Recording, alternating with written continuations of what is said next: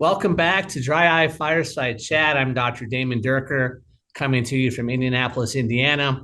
I am proud to have great friend, great colleague, great teacher, great clinician, Dr. Laura Perriman, founder and director of the Perriman Eye Institute in Seattle, Washington. Laura, great to have you on Dry Eye Fireside Chat. How are you doing this evening? I'm so happy to be here on the fireside chat with you, my friend. Fantastic. So the topic that we had discussed and we're going to dive into is cosmetic myth busting. And I will have to admit, Laura, I feel like in a lot of areas I'm an OSD expert.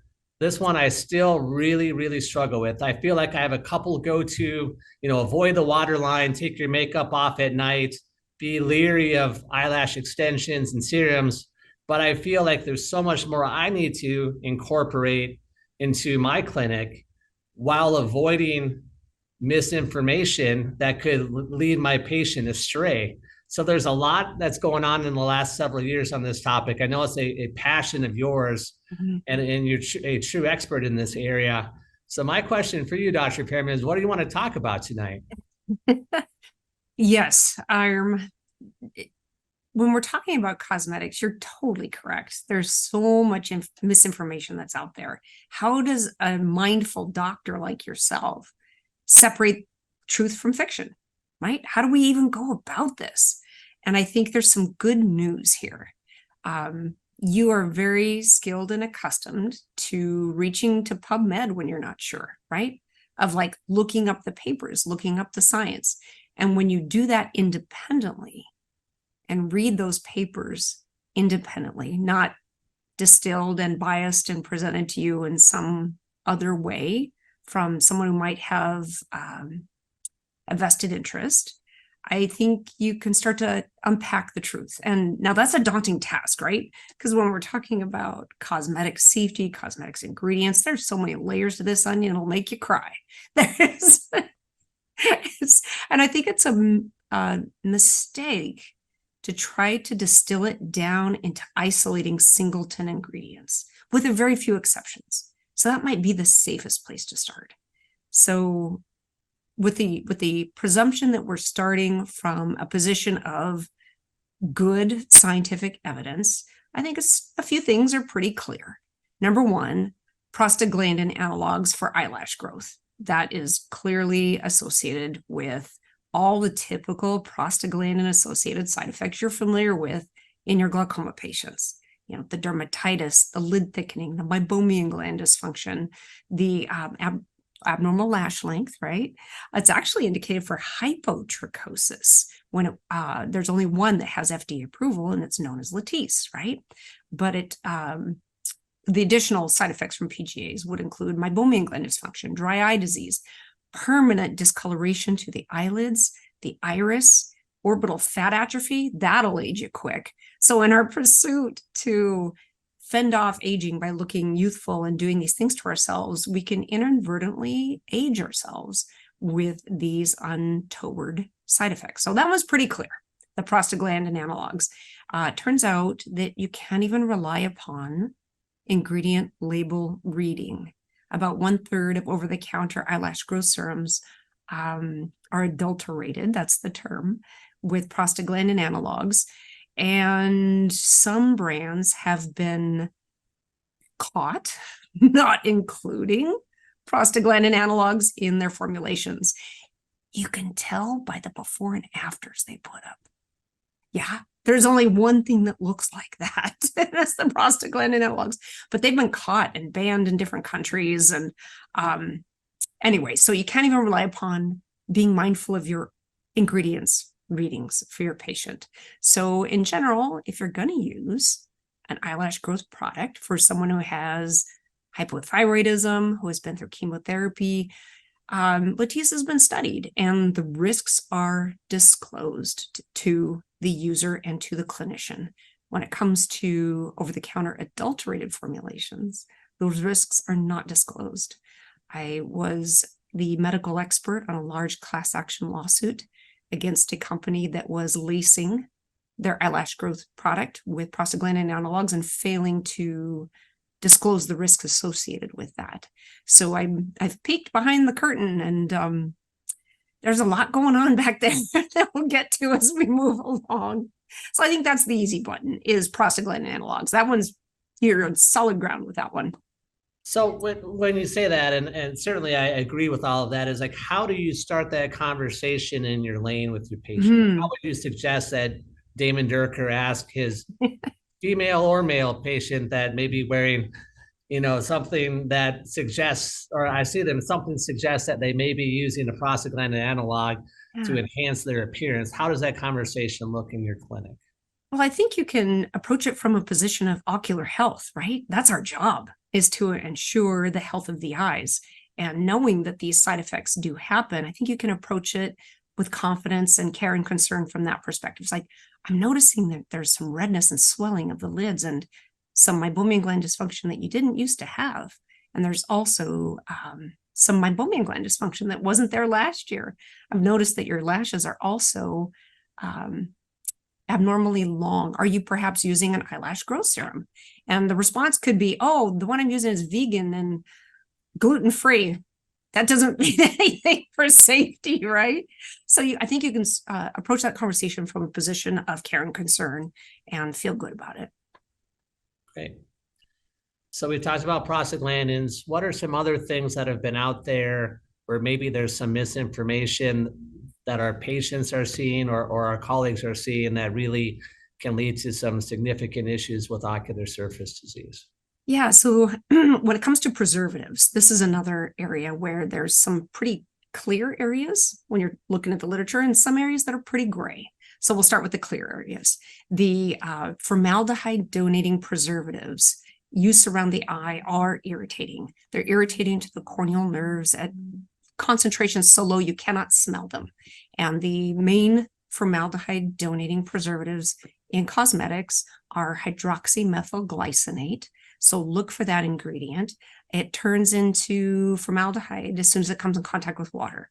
So you might have a product that says formaldehyde free, and that's true in the package when they test it, but the instant it comes in contact with water, formaldehyde is released. So that's not good. Look for that ingredient. DMDM hydantoin, I call it the dum-dum molecule. There's the ureas and quaternium 15. So those are things that are pretty clear that we should steer away from around the eyes. However, having unpreserved cosmetic ingredients around the eye is a very bad idea. Nobody wants a bacillus ulcer and perforation. We can't have that. So the temptation is, if these preservatives are irritating to the eye, let's just leave them out or look for alternative preservative systems. And that list of preservative system options in cosmetics are long and varied. We'll take the first one, the most commonly maligned, inappropriately maligned ingredient, and those are parabens. You'll see it a lot across the different cosmetic company marketing campaigns, whether it's hair care, body care, facial care, eye creams, whatever it is. You'll see parabens maligned and painted as being evil as a marketing shtick of like, well, we're paraben free. But it turns out that parabens are well documented, extensive, literally decades of research demonstrating their safety and efficacy. They're very effective at low concentrations. And if you combine a paraben with a molecule, with other molecules and the total composition of the cosmetic formula altogether, you get safe levels. And the levels are regulated by the FDA. So then it comes to, well, contact time and application and location of the product, right? So if you're very, very close to the eye, that's a consideration. If it's a wash-off formula, less of an issue of concern, right? Parabens are found in nature, right? They're found in blueberries. And there's a common paper that's misquoted. Oh, parabens cause cancer. And actually, that's not true. That was based off of a histology paper on breast cancer 20 years ago. There was no controls in that paper, and it's since been redacted for being scientifically inaccurate. So there's the temptation to say that, but you really have to know where that truth lies. So parabens is another one. We know that preservatives are important. Another alternative preservative system is ethyl hexyl glycerin and phenoxyethanol. Phenoxyethanol gets a bad rap as well. If you smell a product and it smells vaguely of grandma's rose perfume, that's a fairly high concentration of phenoxyethanol. But you can keep that concentration very low and at concentrations low enough that you don't see death in cell culture, particularly when it's synergistically formulated with ethyl hexaglycerin. You're able to lower the concentration of both and maintain your protection against ocular pathogens and infections. So that's a system that is also commonly inappropriately maligned when it comes to cosmetics preservative ingredients. And I think as we move ahead, it's really important to understand this one critical thing. Cosmetic chemistry, cosmetic formulation is an independent science. Some people have a PhD in this, right?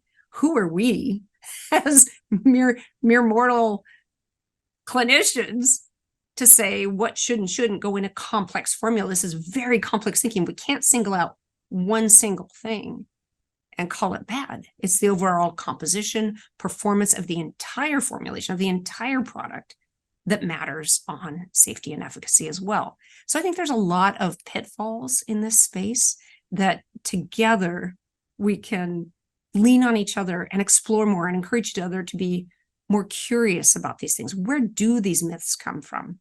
And ask ourselves, what does the science say? So with that, I would say that clearly, we need preservatives, we need safety, we need proper application, proper removal. And I would assume that based on everything we've talked about, there is really no such thing as a legitimate safe list or use this, don't use that, because there's so many things, conflicts of interest that really can't exist. But there's got to be some things that we can go to for our patients. I know we can go to PubMed for ourselves and dig in a little bit on individual papers, but are there any reliable resources out there that we can steer our patients to, that we can start that conversation, and then say, hey, we can go here to get some more information? Damon, you are such a good thinker. It's like you're spot on, right? And I've always just so appreciated that about you. You're right. There are organizations out there that tout to have the best information of what's toxic, what isn't, but those are pay to play organizations. They don't have credibility. There's gain there. Okay. So I think that's an important thing to note, to your point. So when you ask about online or app-based platforms for looking for ingredient safety, it's not quite the situation, because again, they're taking singleton ingredients and over extrapolating them, not knowing the final concentration in the product, the application time, the contact time, the removal, all of those sorts of considerations, which brings me to my last point of your question. Where do we go for authentic information? How do we as doctors curate that information about safety and efficacy of our cosmetics ingredients? And here's an area for growth for everyone. There are a couple of fabulous cosmetic chemists that I follow. They have YouTube channels. They have these incredible content, all research-based, cited, everything on Instagram. My favorite one is The Eco Well, TheEcowell, The Eco Well. She's got a YouTube channel, and she hosts other cosmetic experts across different cosmetic and body care applications. Brilliant scientist. She's all about the science. She's all about the real safety of cosmetics ingredients and truth in the formulation. She's looking for truth in the space. So that's my favorite one. And then the last point to your question is true transparency in this space is something that I think as a community, we can start calling for. In other words, so many of the cosmetic claims that you see are marketing claims designed to sell. Shock and awe, distract, half-truth, promote, sales, right? So you and I are used to looking at scientific studies as being masked, multi-center, placebo-controlled, all these other things to measure safety and efficacy. Cosmetics isn't that, right? So that mindset of like, oh, well, this study said it was safe. It's like, that's a marketing study based off of consumer use. There's no tracking how often they use it. Did they use it properly? What was the any of the little irritants that might have happened during the use of the study? There's not even a real ophthalmologist looking at the eye before and after use. It's a technician.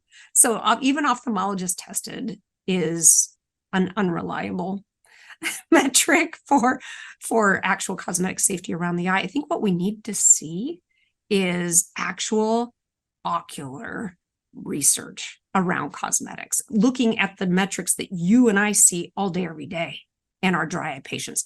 That doesn't yet exist in the category, in the realm of cosmetic chemistry, and cosmetic research and cosmetic marketing claims. The real science isn't there yet.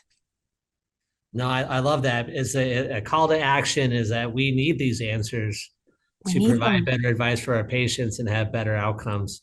Well, Laura, as you know, when we start talking, the time goes quick, and I really appreciate your expertise, everything you're doing in this area.